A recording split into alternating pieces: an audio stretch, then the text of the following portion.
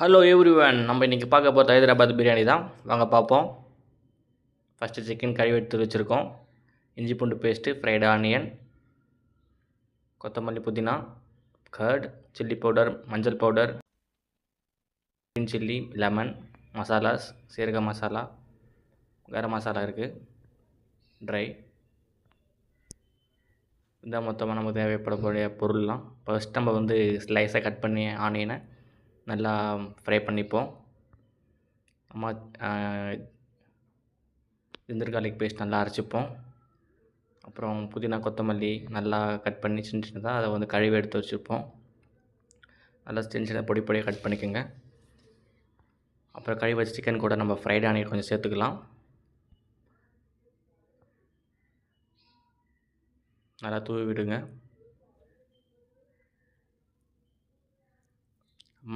இஞ்சி பூண்டு பேஸ்ட் சேர்த்துப்போம்.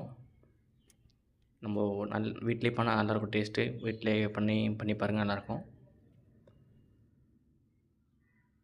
அப்புறம் நம்ம க்ரீன் சில்லி ஸ்லைஸாக கட் பண்ணி சேர்த்துப்போம். சில்லி பவுடர் நமக்கு தேவையான அளவு சேர்த்துக்கலாம். 2 பேருக்கு 2 டீஸ்பூன் போதும்.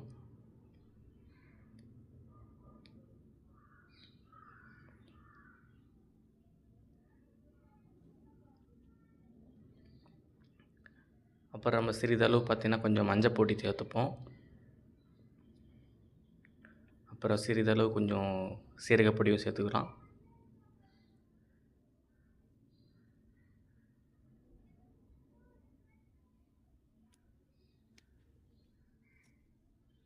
அப்புறம் நம்ம இன்றைக்கி எவரெஸ்ட்லேருந்து நம்ம பிரியாணி மசாலா எடுத்து கொஞ்சம் சேர்த்துக்கலாம். அதுவும்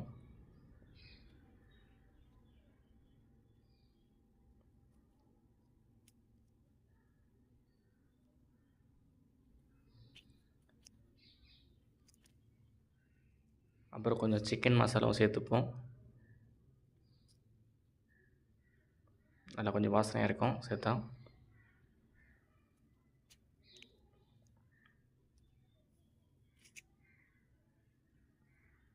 இது வந்து முழுக்க பேச்சுலர் சமையல் தாங்க. சிம்பிளாக எப்படி பண்ணது நம்ம பார்த்துக்கிட்டு இருக்கோம். அப்புறம் நம்ம புதினா, கொத்தமல்லி நல்லா மேஷ் பண்ணி விட்டுப்போம். ஆல்ரெடி நம்ம ஆயில் இருக்குது, அது கொஞ்சம் சேர்த்துப்போம். நம்ம ஃப்ரை பண்ண ஆனியன் ஆயில் தான். நல்லா மேஷ் பண்ணி விட்டுக்கலாம். அதை நல்லா கலக்கிக்கலாம். நல்லா மிக்ஸ் பண்ணிவிட்டு நல்லா வந்த பிறகு கொஞ்சம் சால்ட் தூவிக்கலாம். திருப்பி லைட்டாக மேஷ் பண்ணி வச்சுக்கோங்க. அப்புறம் கொஞ்சமாக கர்ட் சேர்த்துக்கலாம். கர்ட் சேர்க்கும்போது கொஞ்சம் நல்ல ஜூஸியான கொஞ்சம் டேஸ்ட் கிடைக்கும் நம்மளுக்கு. அது கொஞ்சம் நல்லா மிக்ஸ் பண்ணிக்கலாம். நல்லா அதில் இறங்கணும் கொஞ்சம் நேரம். திருப்பியும் கொத்தமல்லி, புதினா சேர்த்து தட்டு போட்டு மூடி வச்சிடலாம். கொஞ்சம் நேரம் ஊறட்டாது. அப்புறம் நம்ம பிரியாணிக்கு தேவையான அரிசி வடிக்கிறதுக்கு நம்ம குண்டானில் கொஞ்சம் தண்ணி ஊற்றி அது கூட எண்ணெய் கொஞ்சம் சேர்த்துக்கலாம். ஸோ நம்மக்கிட்ட நெய் இல்லை, ஸோ நான் எண்ணெய் சேர்த்துக்கிறோம். நெய் சேர்த்துக்கலாம். நெய் சேர்த்தா கொஞ்சம் நல்லாயிருக்கும் டேஸ்ட்டு. லைட்டாக உப்பு சேர்த்துப்போம். அப்புறம் நம்ம கரம் மசாலா பொருளாக சேர்த்துக்கலாம், அதாவது பிரிஞ்சி சாமான். நல்லா கலந்து விட்டுக்கலாம்.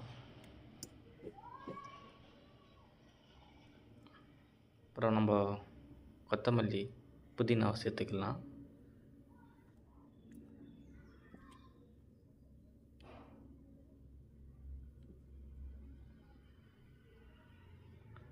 நல்லா கொதி வரட்டும். அப்புறம் ஆல்ரெடி நம்ம கழுவி வச்ச அரிசி சேர்த்துக்கிறோம். நம்ம இன்றைக்கி பாஸ்மதி அரிசி எடுத்துருக்கோம். நல்லா கழுவி வச்சுக்கலாம். அதை கழுவி வச்சு நம்ம அதில் நல்லா கொதி வரப்போ அதில் போட்டு கொஞ்சம் கலக்கி விட்டுக்கலாம். இப்போ நம்ம முழுசாக வேக வைக்கக்கூடாது. பாதி அளவு வேக்காடு இருந்தால் போதும். முழுசாக வெந்தால் அப்புறம் பிரியாணியில் போட ரொம்ப குழஞ்சிரும். நம்ம வந்து இப்போது உதிரியாக தேவைப்படுறதுனால ஆஃப் வேக வச்சு போதும். இப்போ பதம் பார்க்கலாம் நல்லா இருக்கான்னு. அது ஆஃப் வெந்திருக்கான்னு பார்க்கலாம். ஆஃப் வெந்திருக்கு. ஸோ இது சூட்டபுளாக இருக்கும் இப்போ பிரியாணிக்கு.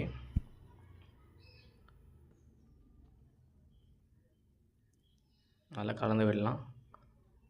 நல்லா பூரா தண்ணி எடுக்கணும்.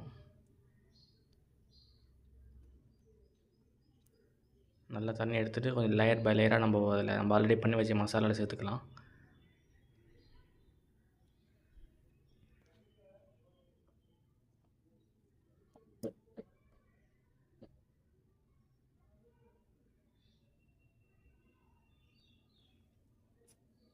ஸோ நம்மக்கிட்ட அண்டா எதுவும் இல்லை, ஸோ அதனால் குக்கர்லேயே பண்ணுறோம்.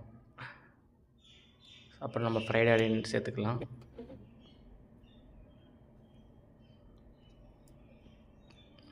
அதேமாதிரி தண்ணிலாம் எடுத்துகிட்டு, தண்ணி இருக்கவே கூடாது, தண்ணி நல்லா வடிகட்டிட்டு நம்ம லேயர் பை லேயராக சேர்த்துக்கலாம். இது சேர்க்கும்போது நம்ம முந்திரியும் போட்டு ஆட் பண்ணிக்கலாம். நல்லா லேயர் பை பண்ணிவிட்டு நல்லா சமப்படுத்திக்கலாம். அதை நம்ம ஃப்ரைட் ஆனியன் நம்ம சேர்த்துக்கலாம்.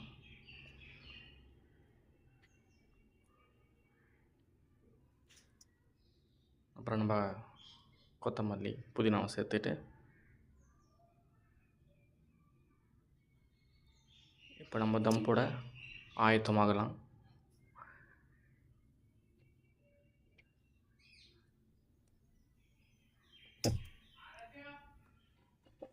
நம்ம இப்போ நீங்கள் தம் போடும்போது தடிமனான இருக்க பேனை எடுத்துக்கோங்க, கல் இருக்கிற எடுத்துக்கோங்க. ஏன்னா இப்போது இது தின்னாக இருக்கும், தடிமனாக இருந்தால் நல்லா ஹீட் கொடுக்கும், சீக்கிரமாக வேகும், நல்லாயிருக்கும். தடிமனாக தவா எடுத்துக்கலாம். ஸோ நம்மக்கிட்ட தடிமன் தவா இல்லை, ஸோ நம்ம நார்மல் தவா எடுத்துக்கிறோம், பேன் எடுத்துக்கிறோம். ஃபஸ்ட்டு ஒரு 3 நிமிஷம் 4 நிமிஷம் நல்லா ஹை ஃப்ளேமில் வச்சுட்டு தவா நல்லா சூடாகட்டும். அதுக்கு மேலே வச்சிடலாம் நம்ம மசாலா ரெடி பண்ண பாத்திரத்தை. ஸோ இது வந்து நம்ம சீல் பண்ணோம். நம்மக்கிட்ட அந்த வசதி இல்லைனால நம்ம ஸ்ட்ரெயிட்டாக மேலே தட்டு போட்டு அதுக்கு மேலே நம்ம தண்ணி நிரப்பி வச்ச பாத்திரத்தை அது மேலே வைக்கிறோம். ஸோ கொஞ்சம் காமெடியாக தான் இருக்கும், நல்லாயிருக்கும். பட் பேச்சுலர் பண்ணி தான் ஆகணும், இது தான் நம்ம, வேறு வழி இல்லை. ஸோ ஆல்மோஸ்ட் நம்ம கவர் பண்ணிடலாம். ஆல்மோஸ்ட் எந்த காற்று வெளியே போகாது. ஸோ ஆஃப்டர் 30 நிமிட்ஸ் ஸ்லோ, ரொம்ப ஃப்ளேம் ரொம்ப கம்மியாக வைங்க. எடுத்து போய் நம்ம பிரியாணி கொஞ்சம் நல்லா வந்திருக்கு இன்றைக்கி. நல்லா ஸ்மெல் வருது. கறி வெந்திருக்கான்னு பார்ப்போம் போயிட்டு. ஓகே, மசாலா நல்லா வந்திருக்கு, ஸ்மெல் நல்லா வருது. மசாலா நல்லா வந்திருக்கு, பெரிய ஜூஸியாக இருக்குது, கொஞ்சம் மசாலா பார்க்க நல்லா இருக்குது.